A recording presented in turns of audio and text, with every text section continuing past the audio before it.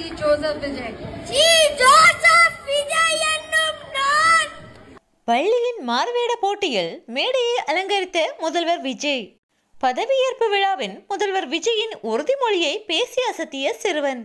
இணையத்தையே கலக்கும் viral video. Tamil சினிமாவிலேயே குழந்தைகளை அதிகம் கவரும் நடிகர் என்றால் அது தலைவர் விஜய் மட்டுமே. மாபெரும் ரசிகர் பட்டாளத்தை வைத்திருக்கும் விஜய் தனது சினிமா வாழ்க்கையை விட்டு விலகி அரசியலில் களமிறங்கியிருந்தார். அரசியலில் களமிறங்கிய விஜயை அவரது ரசிகர்களும் தமிழக மக்களும் கைவிடவில்லை. சந்தித்த முதல் தேர்தலிலேயே முதலமைச்சர் நாற்காலியில் அமர வைத்துள்ளனர். முதல்வர் விஜயும் தமிழக மக்களின் நலனுக்காக பல திட்டங்களை செயல்படுத்தி வருகிறார். அவர் முதலமைச்சராக பதவியேற்ற போது பதவியேற்பு உறுதிமொழியை பேப்பரை பார்க்காமலேயே ஆக்ரோஷமாக உறுதிமொழி எடுத்ததை அனைவரும் வியப்புடன் பார்த்து நின்றனர்.